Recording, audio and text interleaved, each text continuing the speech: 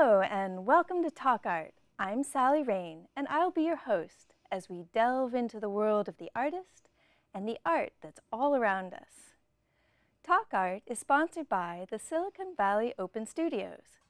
During the first 3 weekends in May, hundreds of local artists open their studios to the public. For more information, go to the website svos.org. Our guest is Tara Norwood, an artist and teacher based in Menlo Park.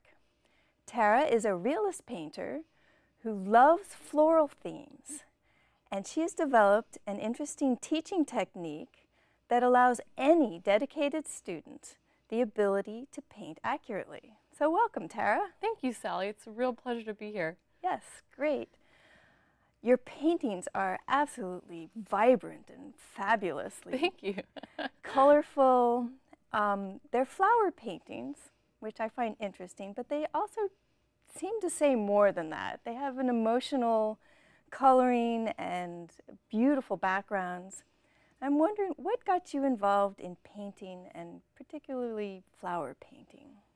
Thank you. I am so glad to hear you say that. I really use my paintings as a way to understand the world and to sort of help me cope with difficult things about life. I use my flower paintings really as a metaphor to talk about themes that occur in our everyday lives. I think as the flowers have been symbolic of us in our lives, and I paint them in these storm scenes. It's representative of the world we live in, of the tumultuous, sometimes scary world we live in. So it helps me to cope with the world and understand it, and I certainly hope it helps the viewer do so as well. Well, I think so, and flowers are, the flowers that you painted are large and they look very strong, but they're also quite fragile in the wind Absolutely. and the storm, so it's sort of caught right before Exactly, the storm. exactly, and I think that we're obviously very delicate as well, so I think that those are themes that we and the flowers have in common. You know, some will weather the storm better than others, and some are more delicate than others, and we're sort of at that moment right before the storm. We sort of have fear and hope and all those emotions kind of together. And so your paintings are definitely more than flowers, but they're very realistic and the details are exquisite. So tell us a little bit about your training and how that came about. That's a really interesting story, and it certainly wasn't a straight path, and I think a lot of artists will probably say that. I tried to teach myself how to paint and draw for as long as I can remember. As a little girl, I used to pore over those instructional books that you can get at the grocery store, at the bookstore, and I was never really able to teach myself. I never really, I was always okay. I never was really able to get to that level of understanding that you really need. And I'm talking about drawing from life or drawing representationally. Right. So you know, I was really hoping that along my journey I would sort of acquire these skills, and I really didn't for a long time. And in fact, it came to the point where I actually quit. I quit painting and drawing. Yeah, I used to tell people that I love painting, but painting doesn't love me, which is, you know, I can relate to that which was sometimes. a pretty sad sentiment at the time. And I actually went into museum work, which is something I also really enjoyed. It was an absolutely fantastic experience. But I would come into work and I'd be so jealous of the beautiful painters that we were studying. I was so happy to be studying them, but I was also jealous of them that they got to paint. So then you went on to get an MFA, actual painting. I did. I was MFA. so fortunate to receive my MFA from, which is a Master of Fine Arts from the Laguna College of Art and Design, which is a very small school in Laguna Beach, California, an absolutely fantastic, excellent school. Their motto is "Great Art Matters."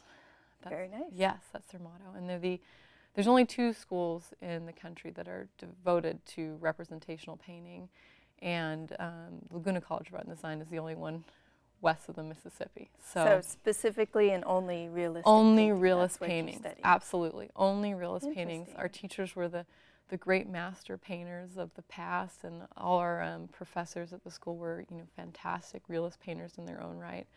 And it was just a fantastic experience, and I just soaked in absolutely every minute of it. Oh, I bet. I just learned as much as I could, and kind of from that, I was sort of forced to excel quickly. Right. And so I developed this sort of methodology, which I feel very strongly that art is not a talent, but a skill, an acquired skill. I really try not to categorize art as being a talent, because I feel like that really closes people's minds to it. Well, let's take a look at some of the images you brought in. You have these big, beautiful paintings. Let's take a look at some of them in detail. Great. Yeah. So you brought in flower paintings. Mm-hmm. So tell us a little bit about the first one that you brought in. This is actually a very large-scale painting. It's 6 foot by 5 foot, so it's pretty much mural-size painting. And you know, this is also exploring the themes we were talking about earlier of you know, these flowers right before the storm. And in particular, I think with this piece, you sort of can feel the sense of the airiness of the wind kind of picking up a little bit. The petals are all still there and beautiful, though. Right, just about. Well, there's, you know, they're all in different, that's one thing I really try to accomplish in my paintings, is to always have different stages of the flower's life cycle. I find that often with flower paintings and just flowers in general, they're always, and sometimes humans too, actually, they're always characterized by this, you know, brief period of, you know, of, I guess, full bloom. Right. When there's so many other beautiful stages to look at as well.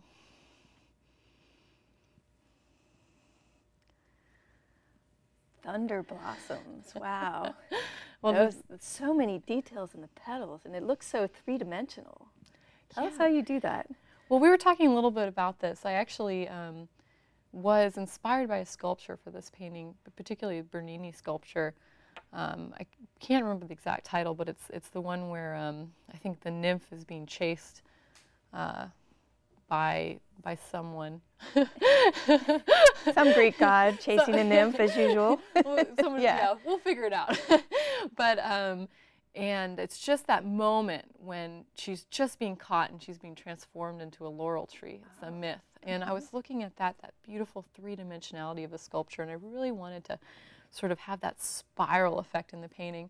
I also thought that the dahlia flowers, you know, sort of seem cloud-like in themselves. They have like a sort of a cloud-like a feel. So, oh, there we go. This was also a really fun piece. When I was painting this, I was just trying to imagine the wind just flowing through these flowers, because they're tall and they sort of, if you've ever seen sunflowers in the wind, they sort of bob so beautifully. And I was just trying to capture that feeling of that movement, just the wind sort of picking up. I like the way they're sort of facing down, as opposed to sunflowers. Usually you see them up towards the sun. That's yeah, they look beautiful. Like, I really like the composition in this one. Thank you. This was a pivotal learning piece for me, and in particular, I was able to these are irises, right? Irises, yes. And the iris in the middle that looks sort of like a light bulb, I sort of imagine that as being hope. Hope in the storm, sort of protected by the other irises around it, sort of the new life and rebirth themes. Well, that's beautiful. So you have brought with you some of your equipment. I have brought with me some of my equipment. This is a plein air easel, a French easel, Sally. I don't know if you're familiar with it. Yeah, these are fantastic. They're invented right around the time of the Impressionists. So what we're doing when we plein air paint is really in their tradition. So that's always something I really like to keep in mind. But this is, I really think I have two aspects to my practice. You know, the first being my large-scale studio pieces, and the second being my plein air practice, which I just enjoy tremendously. I think it's a wonderful way to inform the work I do in the studio, and it's just so inspiring. So I've brought my plein air setup show you guys today.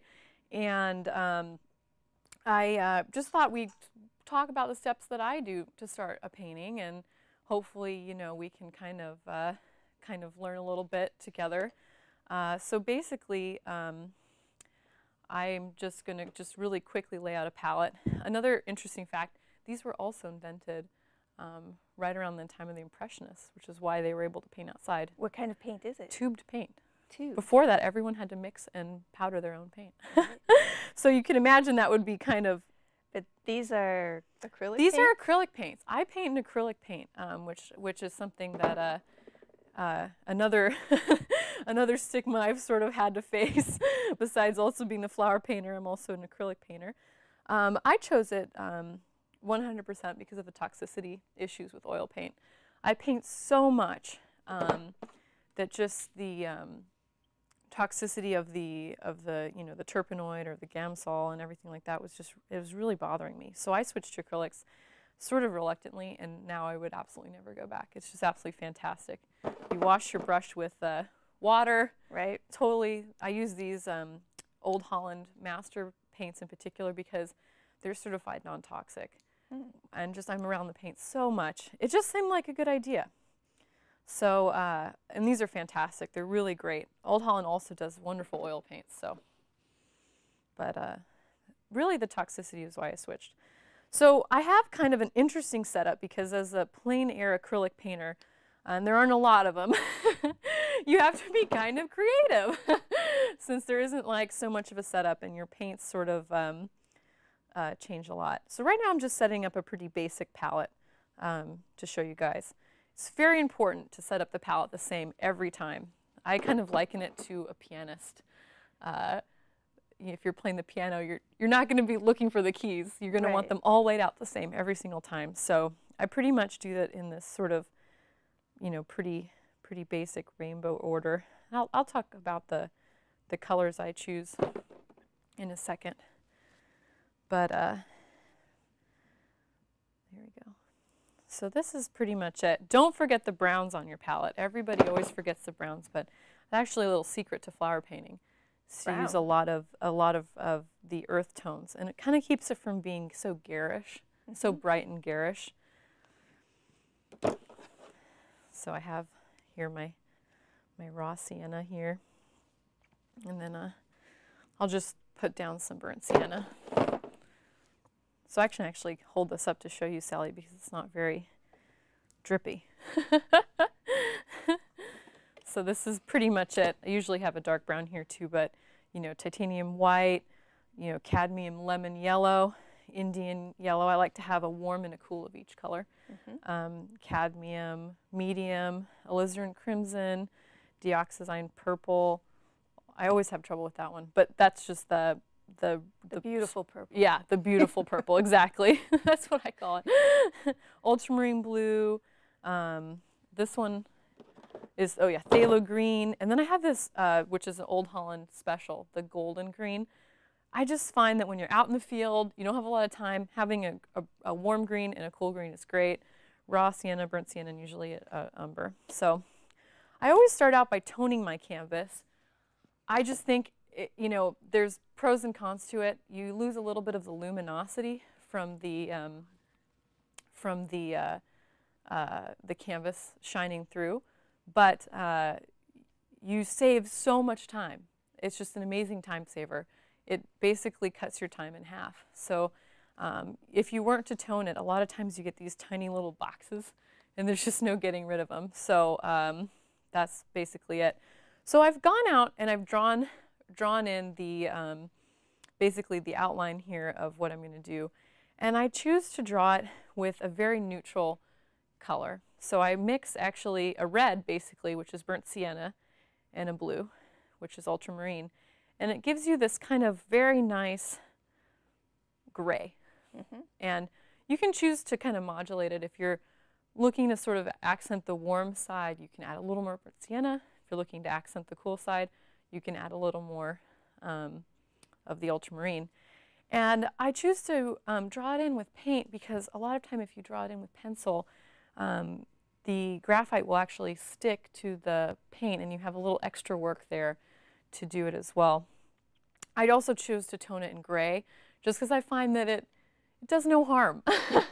I see, you know, some artists tone it in really bright, beautiful colors, and that's a lot of fun too.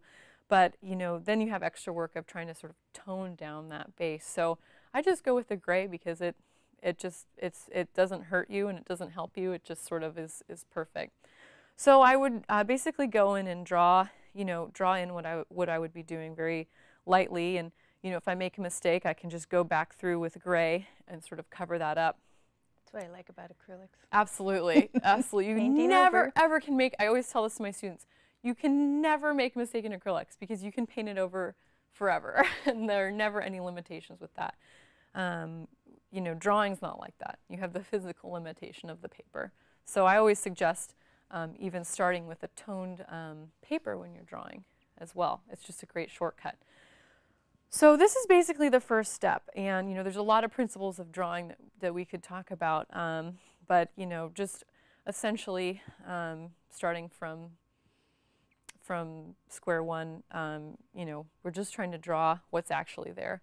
A lot of the challenge of painting is actually breaking through the symbolic thinking we do and trying to look at what we can actually see in front of us instead of what we think we see, right? Right. Is that the amount of detail that you would usually finish with? Yes. No, I really try not to get too far into detail. There's plenty of time for detail later. I really liken my process to being an essay writer or a book writer. Essay is a good way to think about it because a lot of times in college you stay up really late and try and finish your essay and turn it in the next day. That's exactly what we're not trying to do.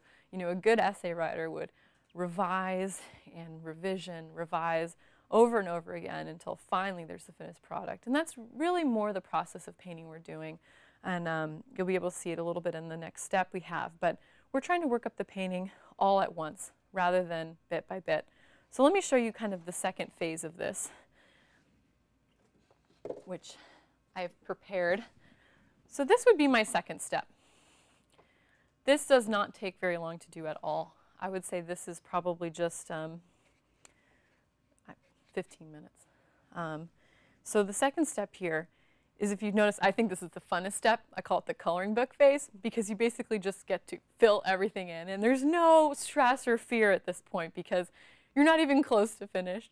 And you have the ability to be sort of free and easy about it and not worry that this is going to be your final piece. Because as I said, we're not going to stay up all night cramming for this paper. We're going to be revising again and again. So one step I really insist when I'm teaching is that at this point, before we move forward from this, every single square inch of this canvas should be filled. And I mean that very seriously. I see a tendency for everyone to just focus on whatever their subject matter is, their foreground is, and ignore the background until the last minute when they just take green from the tube and just color it in. But it really should be worked in all at once. And this is, you know, something that is very interconnected. You know, how this purple lays on this blue is important to the entire painting. It tells us a lot about where the flower is in the world and the placement of it. So the background can absolutely not be ignored. So the first step here, and this uses a few techniques, is basically color blocking. If you notice, I've done a very kind of straight line filling in here, and I'm not worried about detail at all. I use the biggest brush I can, which is hard for a lot of people, but really, really essential. And I'm just filling in piece by piece every single square inch of this painting. What type of brush is that you're using now? This is old trusty. I think that the company, oh here, it's a Princeton Filbert number 4. It's all broken and beat up because I use it so much. Acrylic does eat your brushes. It really does, but it's worth it. So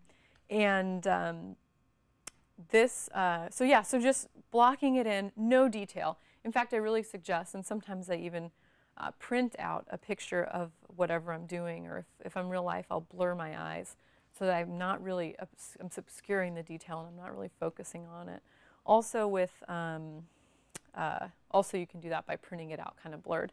So yeah, this is the second step, and you know, it's my favorite step. It's the most fun. And then basically, rather than saying, okay, well now I've done this step, it's detail time, we never really say that. We just kind of work slowly but surely taking each big, broad shape, making it smaller and smaller and smaller. And sort of before you know it, you sort of end up with a finished painting that wasn't ever sitting down and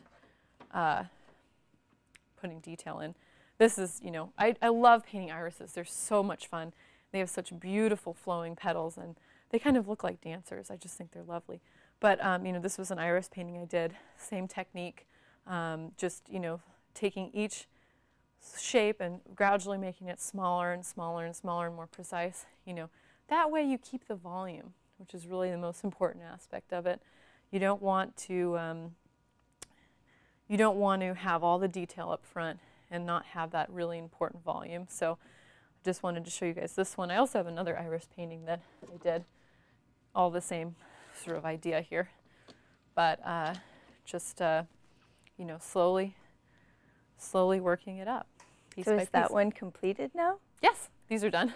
Those are done. Yeah, these Very are just nice. 2 done paintings. So Great. Well, you brought some other images. We can take a look at some of the processes that you've talked about. Sure. Let's take a look at some of the other pictures that you brought on the screen.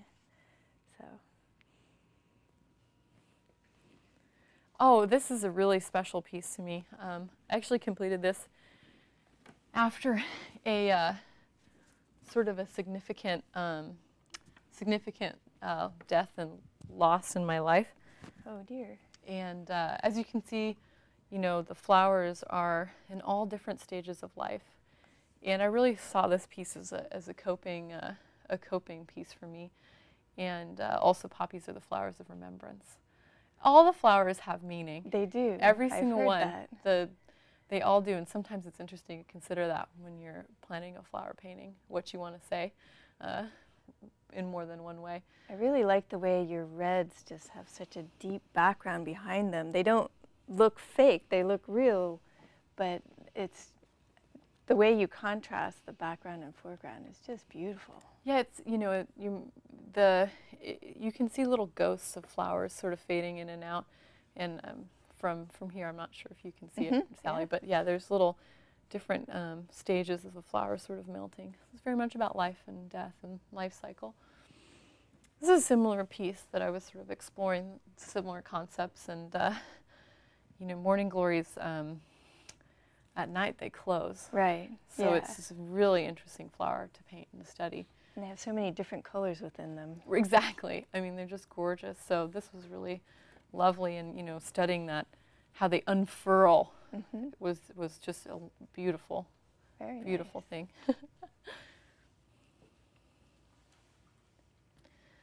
Oh, this is a painting of California poppies and Lupin, which is our very special here in Palo Alto. You see them beautifully in the fields and everywhere like that. But you know, I was thinking of the Bay Area when I did this one and how the fog can roll in. Yeah, you know? It's not quite as dark as the others. Very bright.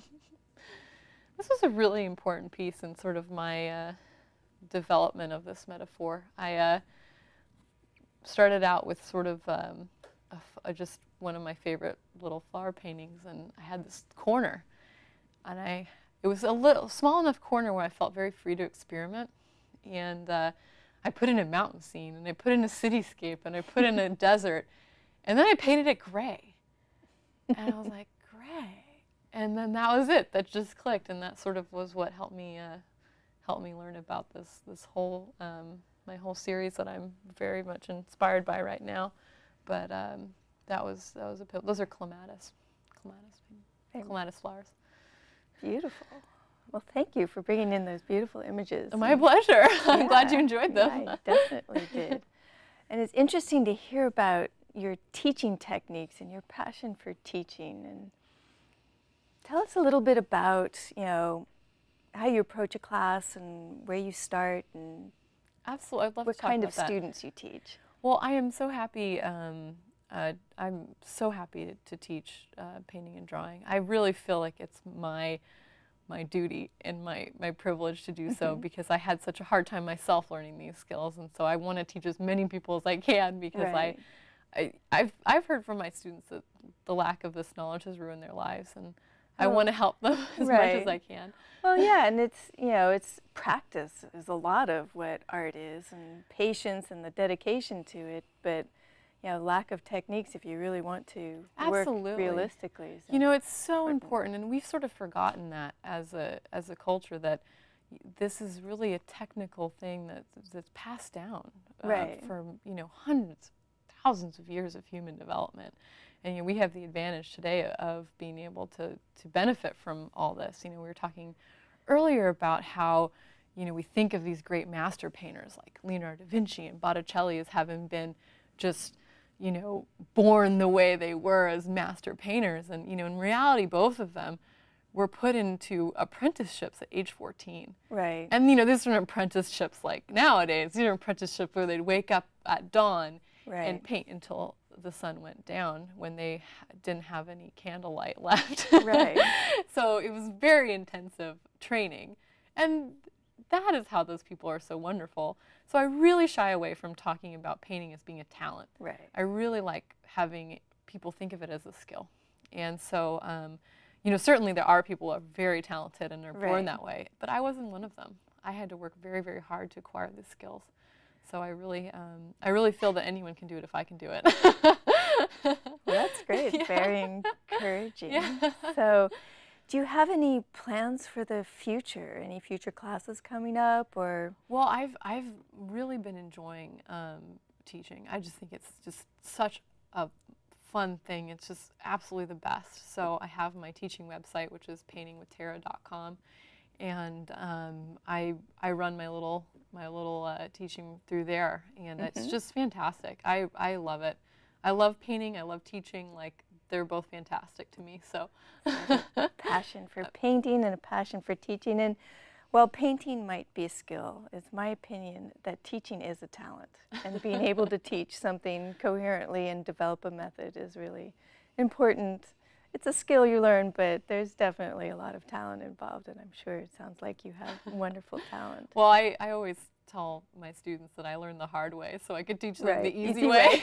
Oh, that's great. Well, it's been a really great pleasure having you here on Talk Art. Sally. Thank you so and much. I've enjoyed your paintings. Thank They're you. so beautiful, and continue on. I will. Look forward. Can't stop me. Look forward to seeing some new pieces in the Great. future. Thank you very much, Sally. Yeah, so thank you.